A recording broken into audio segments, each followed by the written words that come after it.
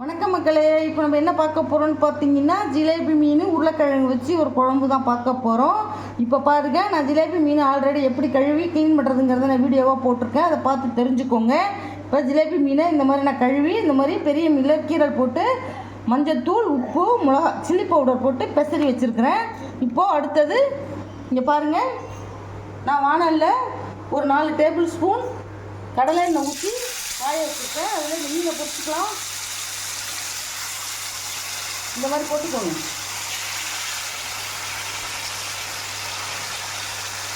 இந்த இது பொரிச்சு எடுத்துக்கலாம். அப்புறம் பார்க்கலாம். இதை பாருங்க, மீனை பொரிஞ்சிருச்சு. நான் எடுத்துக்கிறப்போ பொரிஞ்ச மீனை எடுத்துக்கலாம்.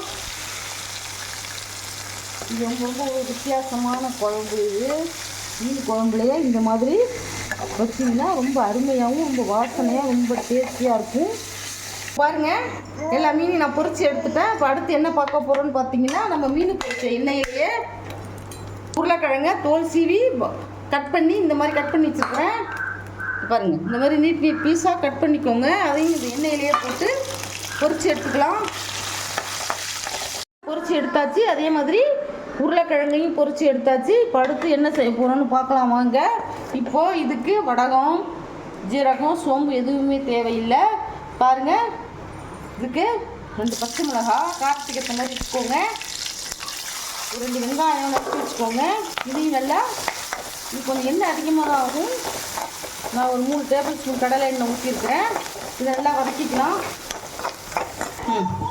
இங்கே பாருங்கள், வெங்காயம் நல்லா வதங்கிருச்சு. இப்போது நான் என்ன பண்ணேன்னு பார்த்தீங்கன்னா, நான் ஒரு 4 பெரிய சைஸ் தக்காளி, ஒரு 200 கிராம் தக்காளியை இந்த மாதிரி குறைன்னு அரைச்சி போட்டிருக்கேன். ஏன்னா நம்ம மீனில் வந்து உப்பு போட்டிருக்கிறதுனால இந்த டிஷ்ஷுக்கு தேவையான உப்பை வந்து பார்த்து கம்மியாக போட்டுக்கோங்க. வேணா போட்டுக்கலாம். இப்போ தேவையான கல் உப்பு போடுறேன். அப்போ தான் நல்லா வதங்கும்.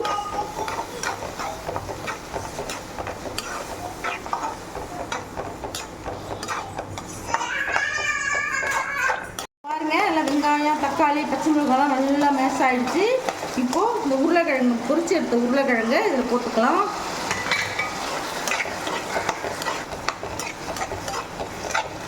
நம்ம மீன் பொரிச்ச எண்ணெயிலேயே உருளைக்கிழங்கு வதக்குனதுனால தான் கொஞ்சம் நிறம் மாதிரி இருக்குது உருளைக்கிழங்கு. வேறு எதுவும் கிடையாது. அந்த எண்ணெயை நம்ம வேஸ்ட்டு பண்ணக்கூடாது. ஏன்னா மீன் குழம்புக்கு நம்ம யூஸ் பண்ணிக்கலாம்.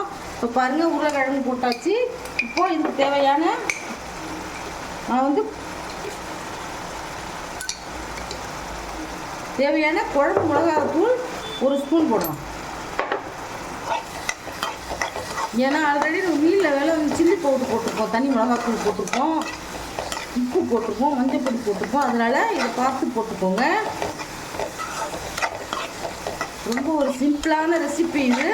நம்ம இந்த மாதிரி செஞ்சு சாப்பிடும்போது ரொம்ப ரொம்ப டேஸ்டியாக இருக்கும். அந்த எண்ணெய் வாசனையோட அந்த மீனை பொரிச்சு போட்டதுனால அந்த உருளைக்கிழங்கு, அந்த மீன் எல்லாமே சூப்பராக இருக்கும். இப்போ பாருங்கள், இப்போ கொஞ்சம் தண்ணி ஊற்றிக்கலாம். தண்ணி ஊற்றி இது ரொம்ப திக்காக வைக்கக்கூடாது. இப்போ அடுத்தது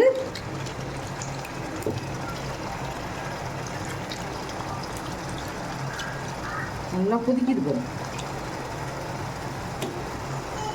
இப்போ பாருங்கள், நான் ஒரு எலுமிச்சங்காய் சைஸுக்கு புளி ஊற வச்சுருக்கேன். அந்த புளியை அதில் ஊற்றிக்கலாம். கரைச்சி திக்காக ஊற்றிக்கோங்க.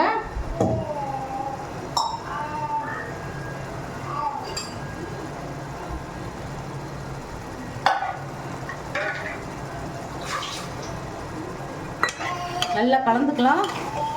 இப்போ வந்து நீங்கள் உப்பு டேஸ்ட்டு பார்த்து போட்டுக்கோங்க. ஏன்னா மீனில் போட்டிருக்கோம். அந்த மீனை போட்ட உடனே அந்த மீனில் உள்ள உப்பெல்லாம் இறங்கும். அதனால் இப்போ வேண்டாம், நம்ம சாப்பிடும்போது பார்த்து வேணா போட்டுக்கலாம். ஏன்னா கரிச்சிருச்சுன்னா யாருமே சாப்பிட முடியாது. இது பாருங்கள், இப்போ இன்னும் கொஞ்சம் தண்ணி ஊற்றிக்கலாம்.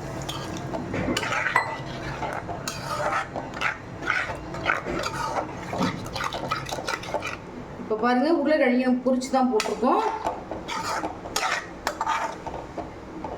இப்போ அடுத்தது என்ன பார்க்க போகிறோம்னு பார்த்தீங்கன்னா, பொரிச்சு வச்சுருக்கோம்ல அந்த மீனை போட்டுடலாம். தனித்தனியாக போட்டுக்கணும்.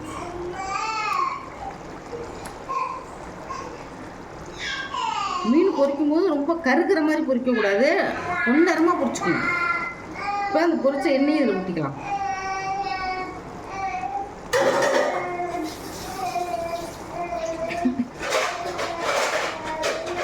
போட்டுட்டோம், மீனை போட்டு பரட்டி விடக்கூடாது, இப்படியே இருக்கட்டும். நல்லா கொதிக்கட்டும், ஒரு 10 நிமிஷம் கொதிக்கட்டும், அதுக்கப்புறம் பார்க்கலாம்.